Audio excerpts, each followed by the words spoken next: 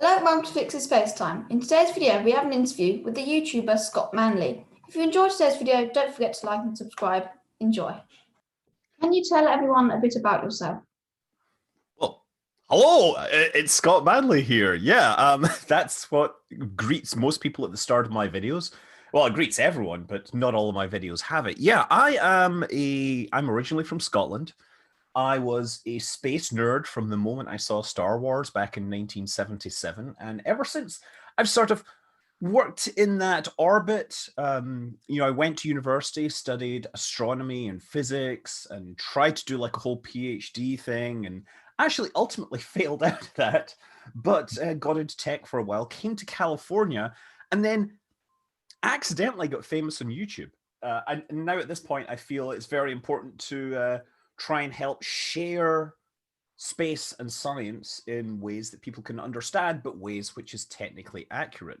So yeah, that's me going into question two already. What kind of content do I create? But let's just continue. Yeah, I'm originally from Scotland.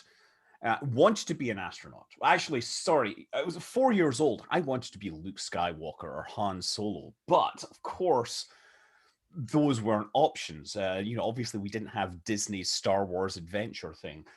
I grew up and I thought maybe I could be an astronaut, when I was sort of like 12. And then, of course, I realized that Scotland didn't really have much of a space program and I'd have to come to the US. So I thought, well, maybe I'll study astronomy and get a little closer to space. And that was great. Yeah, I really had an amazing time at the University of Glasgow, learned all the really important, foundational physics, which is very important to my current YouTube side job. And ultimately, yeah, that I didn't go into space or science or anything. I took my degree and I faffed around a bit and eventually ended up as a software developer. And this is something I like to point out. There's a lot of people that are writing software for major tech companies don't actually have degrees in computer science, and I think that's a good thing because you have a whole range of skills that get brought in, whereas everybody can learn to program computers. But doing computer science is a very special and important discipline. So yeah, I'm this amateur. That's one thing to realize, is that I'm very much an amateur who gets on YouTube and gets on social media, and people ask me very difficult questions. I don't know why. Perhaps I exude some sort of appearance of knowing what I'm talking about, but the truth is I've just learned most of my rocket science stuff as I went along. So yeah, so live in California, family, lot of fun. And funnily enough, when I moved to California, and ultimately I just moved about a year ago, and I've now accidentally, after being a fan of Star Wars since I was 4 years old, I accidentally moved to the same town as George Lucas, and in the town square there was a statue of Yoda. Wow. I'm not stalking him, but if I see him at Hilda's, I don't know what I'll do. Hilda's coffee shop, very famous. He goes there. Okay, cool. Can you go into more can you tell me about a bit about what you do on your channel? Can you go into more depth about what you do? Well, I like to think I'm more than just the channel. My channel, unlike many people who have really clever names for their channel, like Everyday Astronaut and Space Explained, or people come up with really clever names. I, on the other hand, was stupid, and when I created my channel, I created it because I had an iPhone and I could post videos, and I was like, oh, let's post a video of this project we just finished in the park. So my name on the internet is Scott Manley. And so I like to think I'm bigger than just a channel. But what I post on my channel now is predominantly science. But it didn't start out like that. First of all, started out with me and an iPhone posting videos. Then I was a player of a game called EVE Online. And so I started posting videos about that. At one point, trolling a lot of other players who claimed the game was difficult by having a 4-year-old girl playing it. And from there, it sort of got into making game content, and a game called Kerbal Space Program came along. And I was in a well-placed position to actually talk about this because I understood orbital mechanics and I had a pretty good idea of the rocketry involved. And I guess I could just keep telling stories. So I got known for Kerbal Space Program. And every now and then I would do these sort of straight up science videos trying to explain science behind bits of Kerbal Space Program, or just, something would be happening. You'd be firing an ion engine. You'd look at your watch. You'd be like, this is going to be another 10 minutes. I got to fill airtime here. So you start telling stories about crazy things that happen in space. And now 10 years on from Kerbal Space Program, and almost all I do is tell those stories and explain the science. And people keep coming back and watching it, even though sometimes I explain some really complicated stuff.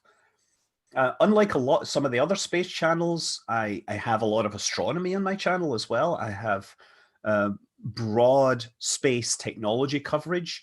I like to actually look at the fundamentals as well as what's out in the cutting edge. I'm not one of the channels that just goes out and talks about SpaceX news all the time, because there's so much of it, right? On the other hand, I tend to react to a lot of things. And when a rocket explodes, I'm pretty much the first person or one of the first people making deep analysis of what happens.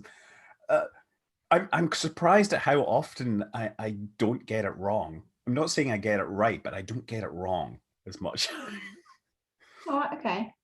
What rocket launches have you watched in person, and which ones would you like to watch in person? So here's the fun thing. As I said, I have a day job. I still work in tech. If you've got an iPhone, there's my code rolling around in your pocket, or if you've got a Mac.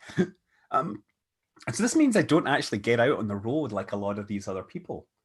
And so the only launch site I've been to is Vandenberg, which is down about 230 miles south of me. So the ones that I've seen up close have only been Delta 2s, and that Delta 2 is now retired, but those were great experiences because we could get in close. And then just due to scheduling, I've always managed to miss SpaceX launches. It's just, it's been painful. But the best thing is, however, because Vandenberg's only 230 miles away, when the lighting conditions are right, you can see launches from there by you're getting to a hilltop and taking a look south. And back in, I think it was 2018 in October, maybe November, there was a launch into the twilight. And I knew this was going to be amazing. I told everybody near me, you got to watch the skies at this time.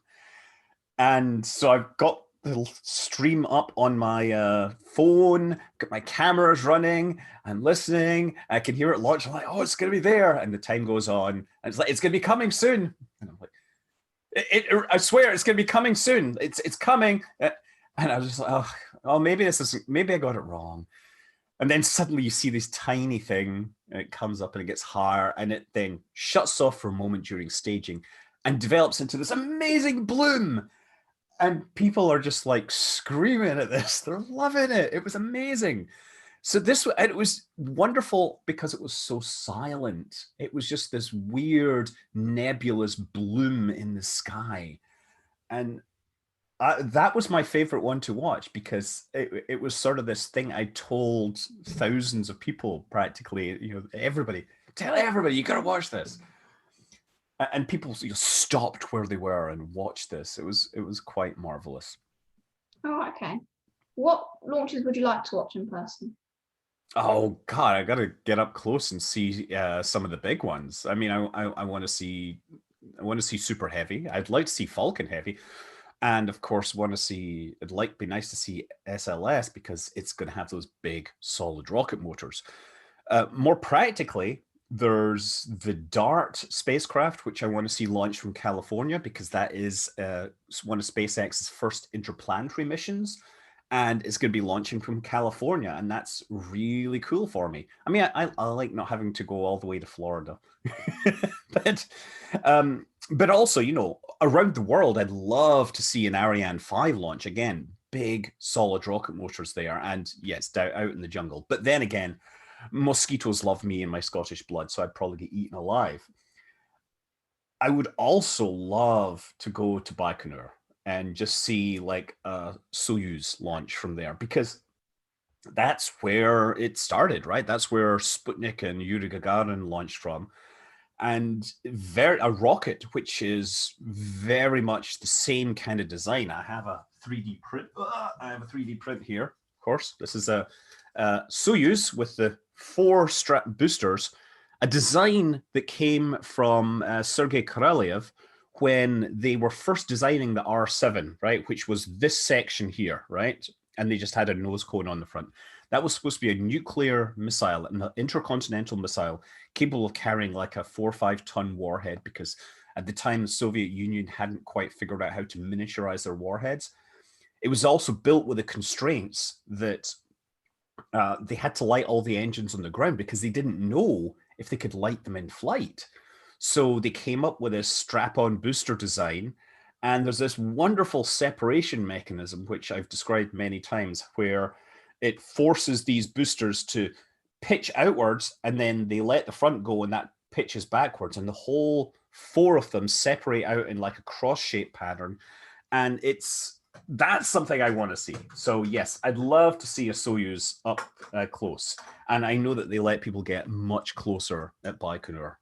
I've seen the photos from iPhones. Okay.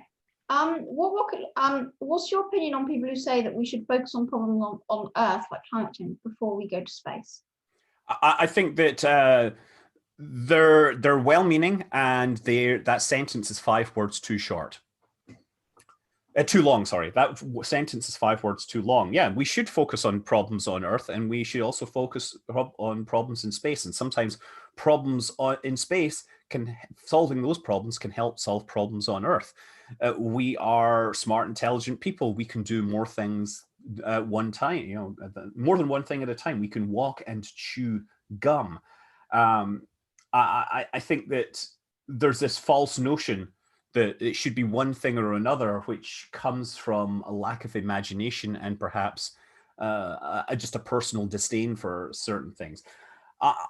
I mean, look, if you're worried that the money being spent on spaceflight is taking money away from good things that could be done on Earth, I'm going to immediately point to military budgets that are many, many times larger and many, many times fatter and don't have the nice fringe benefits that space research and flight does.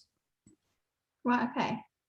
If SpaceX or Blue Origin offered you a job as a chief engineer or anything else, but you had to stop making videos for your channel, would you take that job?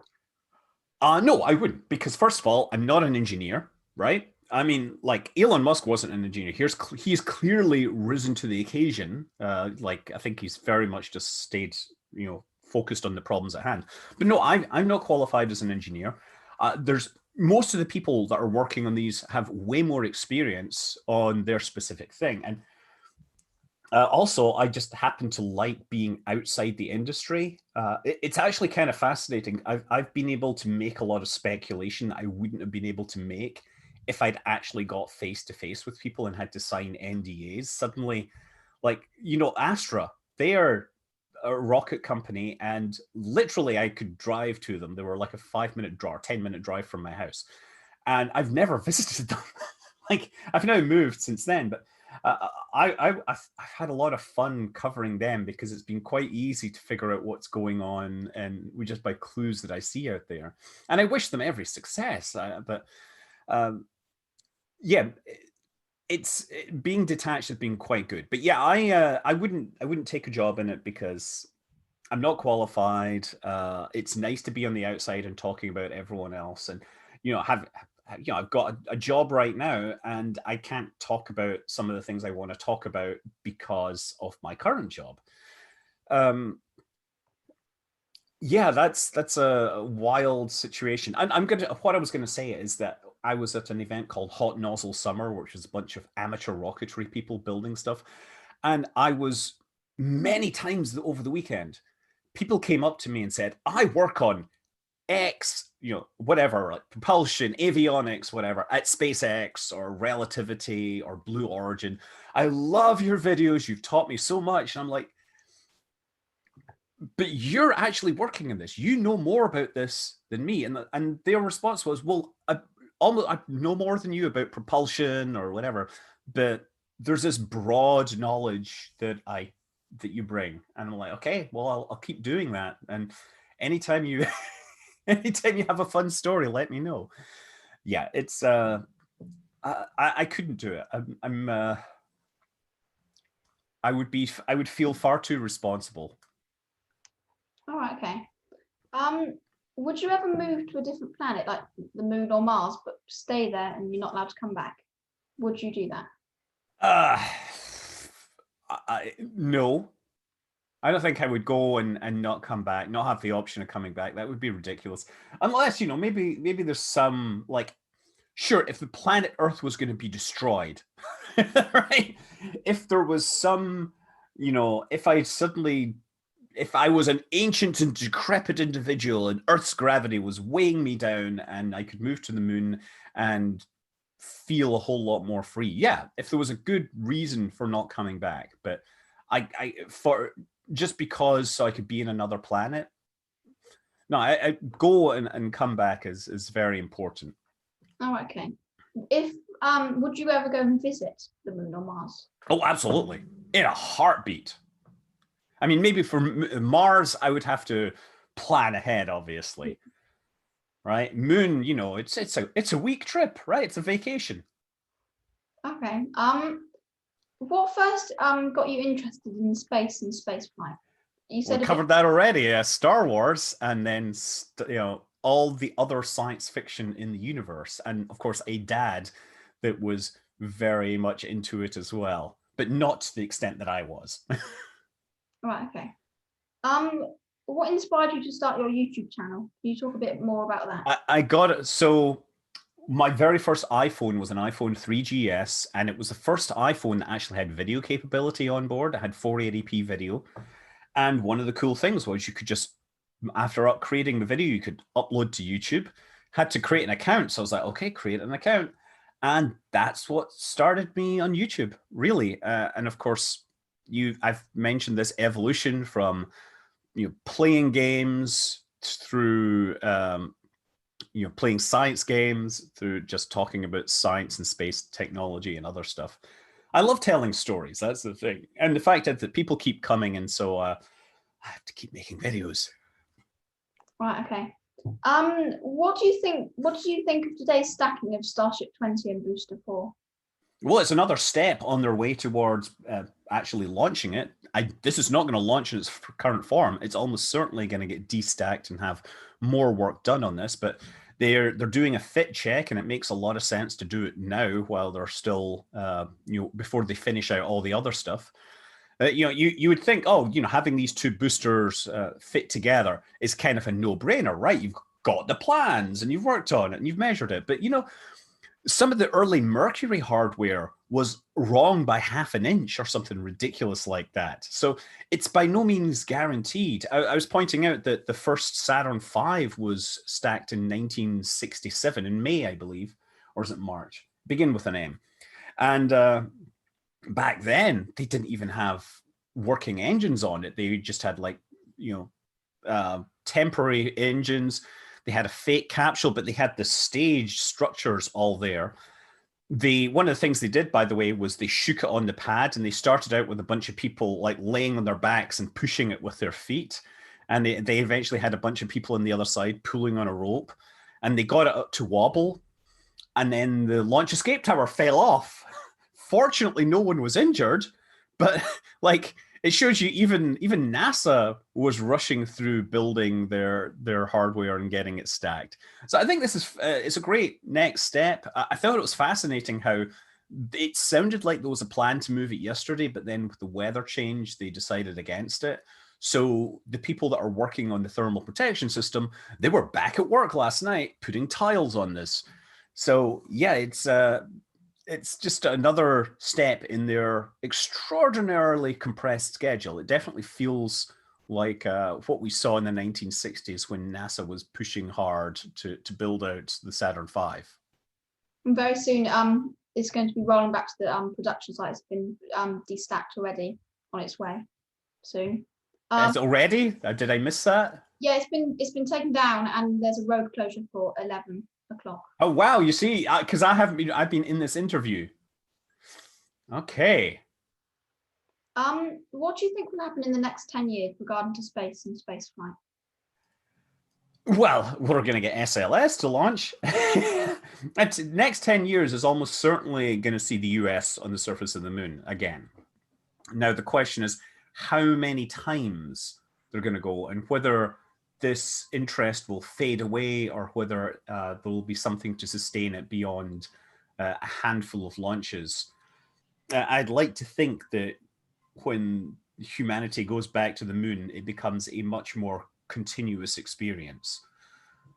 Obviously, there's a bunch of missions I'm really interested in seeing fly. I'm like, Dragonfly is the one that I'm most interested in, and it isn't even in the next decade. It's talking like 2036.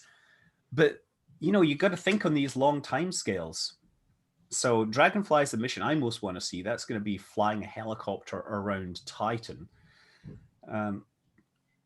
Yeah, I really hope that Starship proves to be a success.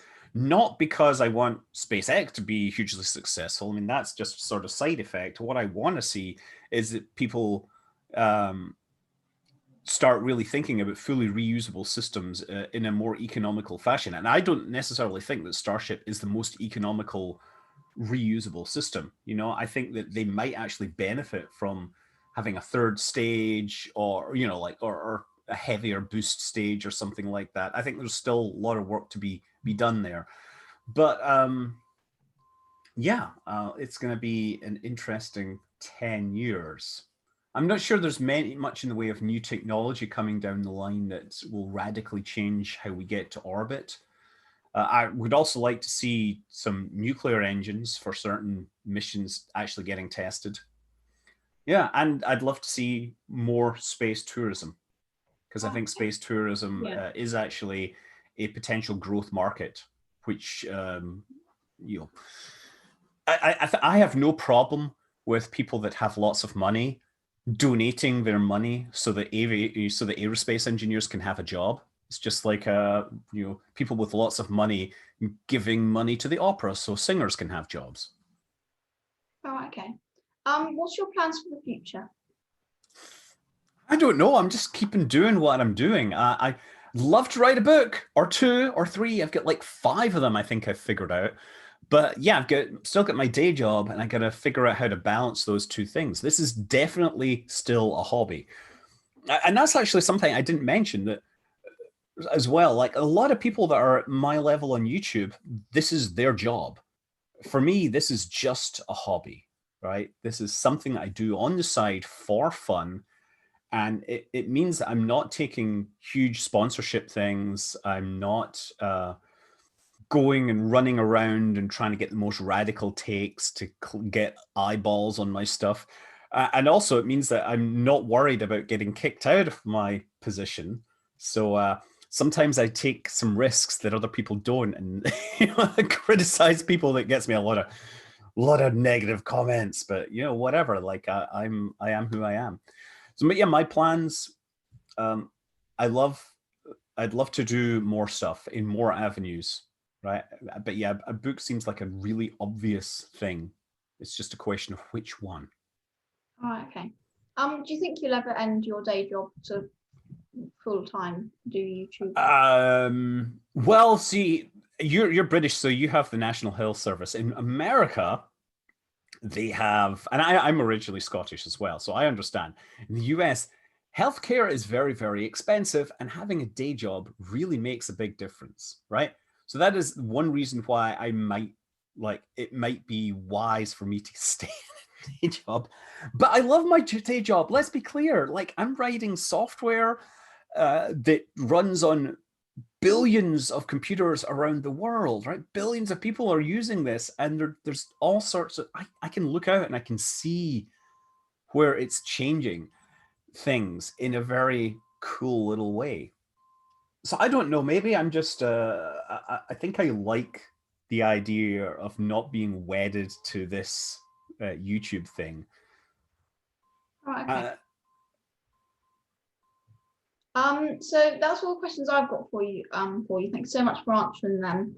We've got some questions for some people on Twitter. So the first question is, Hassa Gott asks, how has science changed your perspective of life? Boy, well, it's changed about the way I understand and approach problems.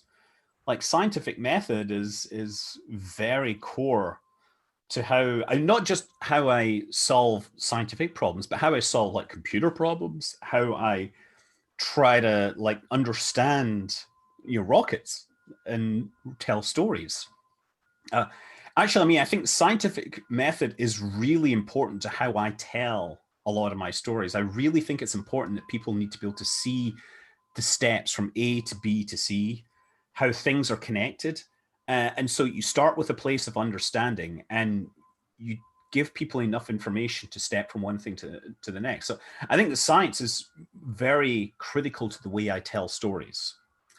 Um, as for the way it changed, there's all sorts of philosophical things about how it's changed my life. But yeah, I think it's been a reliably, you know, it's been a good philosophy to hold on and guide me through everything I've done there. Oh, okay. X asks, how do you like Blender? Saw that you started off with the ISS a few days ago.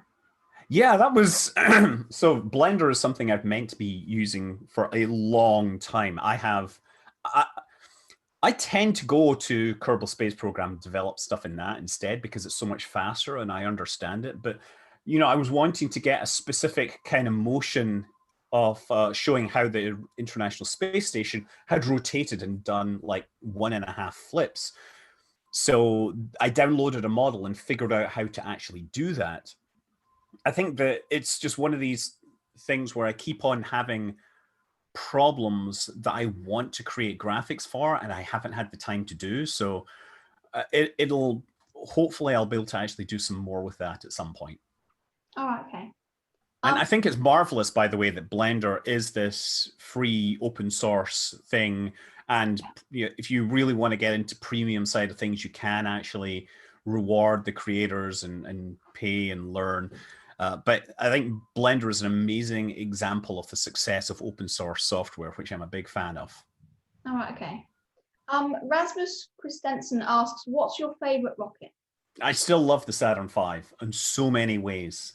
Like it was a radical build that was put together very, very quickly. Yeah. They used these engines that were literally exploding when they first started testing them and eventually solved those problems.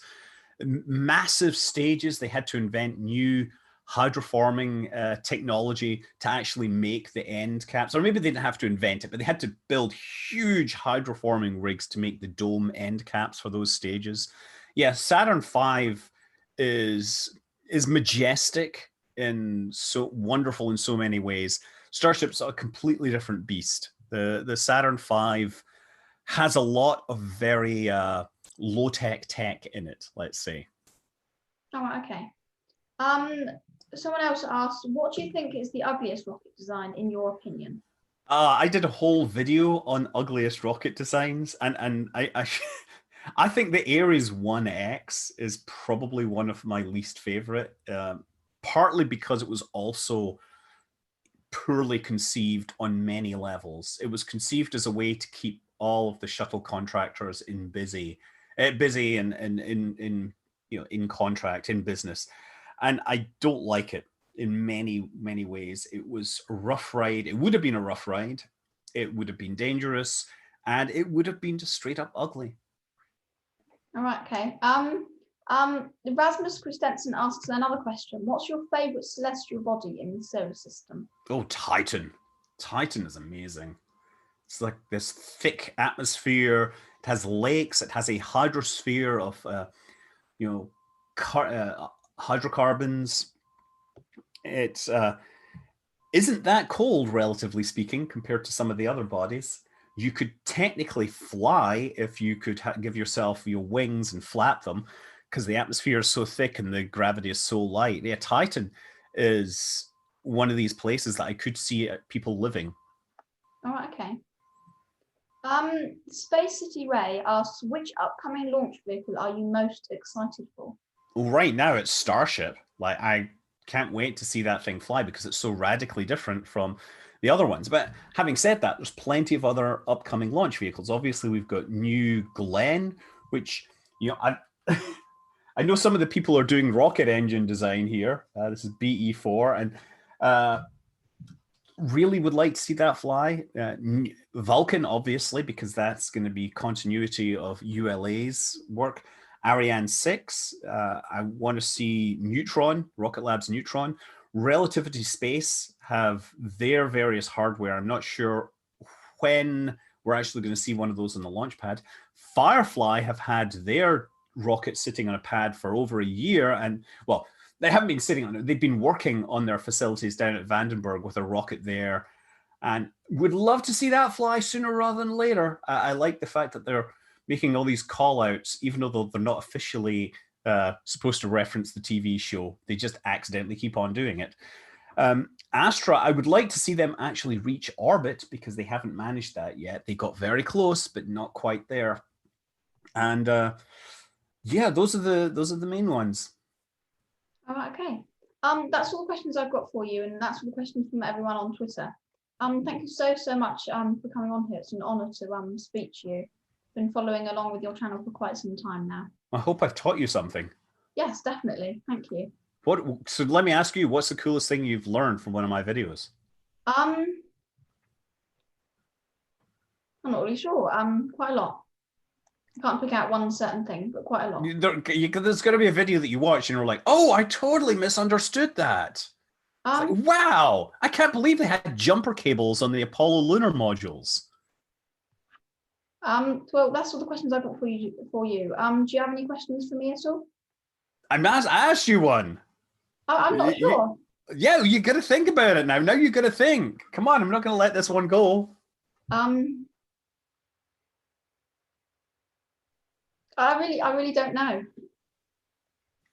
What was the last video you watched from me then? I think you put one out a few weeks ago. I can't remember which one though. Oh, come on. Wait a second. Yeah, you're starting to worry me as if you don't actually watch my content. I haven't watched any really lately because I've been trying to get this interview, but come on. You got to think of one video. He's looking at the computer now. I'm not. He's like off on the laptop here. I'm like, oh, wait a second. Scott Manley, latest videos. I really don't know. Oh dear. Anyway, oh dear. Thank you so much for coming on here for this interview. You're welcome. I hope this works well for you. Thank you. And of course, I hope you fly safe. You too. Bye. Thanks for watching. If you enjoyed today's video, don't forget to like and subscribe. Bye.